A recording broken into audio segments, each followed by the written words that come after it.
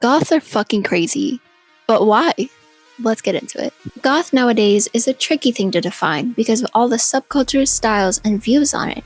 If you were from the 90s, this is what you might imagine, and if you're a Zoomer, this is what you might imagine. Pretty different, right? I'm not here to argue what's valid or not, but as a self-proclaimed goth, I believe that goth is not just simply a music-based subculture, but a mentality. So, how does one have a gothic mind, you ask? Well, let's talk about it. If you were to take all goth people and put them in a room, what's the first thing you might notice? Well, the color black would be very prominent. But where does this come from? Why is this formed? Tell me in the comments why you think this is. Small history lesson here, but the first use of the term Goths was used to describe a Germanic tribe known as the Visigoths and the Ostrogoths. They're not at all what we consider Goth today, but their existence paved the mental road for something that we do talk about today. That is, Gothic architecture. A man in 1550 named Giorgio Vasari, an Italian architect, was the first to coin the term Gothic to describe this type of architecture. He did, however, use it in a derogatory way, as he was comparing it to the Germanic tribes we mentioned earlier. This architecture was seen as crude and barbaric in his eyes. And what might make something barbaric?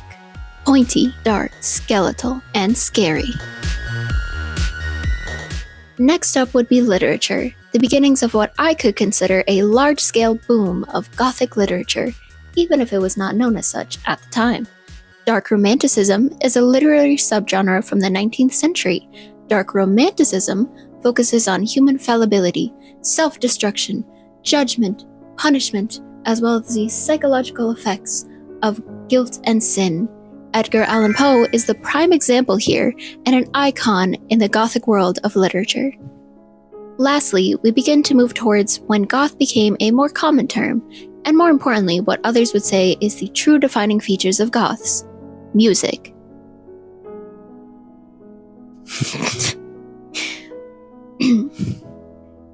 Music critic John Stickney is credited with first using the term Gothic rock to describe the music of The Doors in 1967, and then in 1979 there was Bauhaus, to be recognized as the first goth band. Regardless of opinion, a lot of this music had a few things in common. Dark sounds, somber lyrics, emotional topics. Instead of the rage from the punk era before it, goth music took introspective and looked at one's own life, struggles, and meanings. So now, let's get into psychology. What is a goth personality like? An easy way to get a handle of an individual's personality is through the Ocean Personality Test. The Ocean Personality Test is made up of 5 categories: openness, conscientiousness, extroversion, agreeableness, and neuroticism. Openness is a person's willingness to learn and explore new things. As a goth person, you most likely scored in the middle range, leaning towards a higher than average score. Goths are typically people that stick within their niche lifestyle, but exploration within this realm can be heavy. You are not put off by the idea of trying new things, but you're already so comfortable with your understanding of self and interests that you don't exactly go out of your way to try new things. With the rise in popularity of goth and the alternative culture in general, the stretches of what a goth might explore go out further and further. With that said, you most likely know exactly what you do and don't like at this moment in your life. With that said, this aspect of a personality test can be subject to change with age. For example, a younger goth demographic might be far more experimental compared to an older goth demographic. Conscientiousness is a person's willingness to be organized and efficient. As a goth person, you are most likely to score high in this category. You most likely enjoy a clean and organized area. Whether you have heavy or light decor, it's most likely organized to your liking. You imagine everything to be in its rightful place. That might be the alignment with other things in the room, the color matching, and the themes heavily focused. You most likely were the kind of kid in school to categorize your notebooks, give headers to pages. You were particular about the types of materials you used, as it all had to fit together. Your biggest downfall here is how you feel when things are not to your standard. You probably find it hard to focus, feel depressed, or out of energy. This can lead into a cycle of creating a mess and keeping it ultra clean.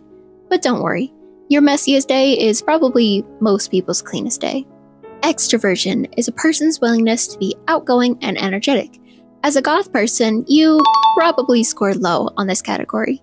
You most likely prefer to keep to yourself as often as possible. You might even have anxiety around being around others, and especially new people. You most likely keep quiet on social media or don't have any at all. You don't often make the first move to speak with a stranger, and your energy for social things are low. That is not to say you never go out, but in comparison to other groups, the percentage is drastic. When you do go out, you rather stick with people you know, instead of trying your luck with new people. In your daily life, you often only speak when spoken to. This is likely because you prefer a more meaningful conversation over mundane talks. Agreeableness is a person's willingness to be friendly and compassionate. As a goth person, you probably scored highly in this category. The goth culture is generally known for their acceptance, and most importantly, their compassion for others. As someone who sees the darker things in life, you can't help but be compassionate to others. You yourself most likely face scrutiny for your lifestyle, and don't like to make others suffer the same treatment. You probably delve into a lot of social issues due to the compassion you hold for others. Agreeableness also lends its way to making you a person that finds it hard to say no to others. You feel deeply for others, so you find it hard to turn them down, or give heavy criticism on something sensitive. That just might be your downfall in this category though. Tying with the wrong people might cause you to agree to things you don't fully care for. Neuroticism is a person's tendency to be sensitive, nervous, and emotionally unstable. As a goth person, you probably scored higher than the average in this category, especially if you are on the younger side. You tend to be more sensitive, as is your nature. Your music is sensitive, your literature is sensitive, your art is sensitive. Delving into the sensitive and negative emotional aspects of people is what makes you a goth. However, your deeper thoughts can cause you to have anxiety for many things in life. Your mood is shifty. As a young goth, you most likely faced some deal of pain and darkness that led you into your depressions and anxieties. You took solace within these things, finding beauty amongst the pain, but you never quite let go of that pain. It mixed with your personality, and now as a matured goth, you might struggle to keep your emotions stable. This is not to say you're an emotional bomb waiting to go off, but to say that your emotions sway more than others. The danger comes when the negative world catches your negative mood. This is just an estimation on what goth personalities are like, but with the rise and acceptance of goth people, not to mention subcultures of goth, more and more personalities pop out that can be drastically different with shared interests. No demonia fits all. Now let's move on to gothic interests. Nighttime, crows, skulls, graveyards, crosses, monsters, poetry, horror movies. Key things in most goths' repertoire, but how this comes about is what we're talking about. As a child, before you might have even identified as a goth, there were probably some canon events that shaped your future. Many gothic people report growing up in a religious household, mostly of the Christian denomination. It is this very religious upbringing that might push kids into their rebellion to find new religions, ideologies, and maybe just for rebellion's sake, sinful things. Gothic people reported having experiences in their early years that might have left them mentally scarred and felt separated from others. This in turn creates depression among Gothic teenagers. Their early sorrows cause a mental rift between them and common society. In fact, it has been reported that Gothic teenagers were 3 times more likely to report clinical depression, and the more heavily they identified with Gothicness, the higher the reports of depression. Acts of self-harm are at a high level in this group as well. Depression is closely linked with insomnia. They feed into each other in a cycle. So it's no surprise that depressed people might come to love the night, the dark scenery, the quiet space. And with enjoying the night comes enjoying all things commonly associated with it.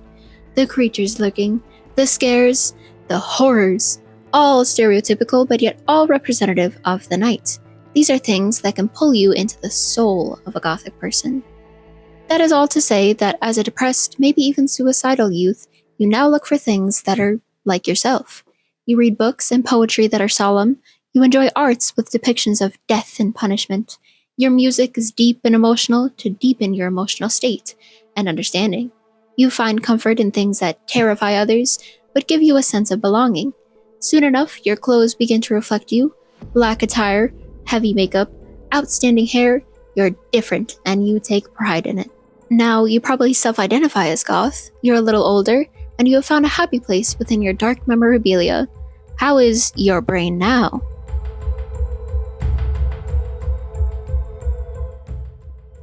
Reports have shown that in comparison to other alt subcultures such as punk or metal, goths somehow have a more calm attitude towards life.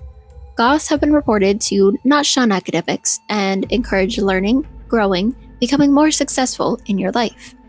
This is the opposite of punks and metals, who tend to drop out of school and reject social, academic, and workforce standards. Goths are reported to be some of the longest-standing teenage phases that push into adulthood.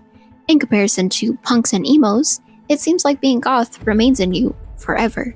Adult goths report still making their daily life as gothic as it can be, without breaking life opportunities for themselves. For example, dressing darkly and carrying gothic things on your person for work. Think of corporate goth style. You want to work amicably in your field and retain your identity as well. By this point, you have become lower on the neuroticism scale, and you probably traded your grave robbing days for a stroll through a nice cemetery. In conclusion, you did not fight off your pain, but you did not succumb to it either. In the dark threads of your depression, you found beauty. You carried this dark beauty with you and moved forward with your life. Thank you all for watching. Also, if you would be so kind as to support my business on Instagram, or if you would like to see the strange and unusual things I do on TikTok, the links will be in the description below. Until next time, farewell.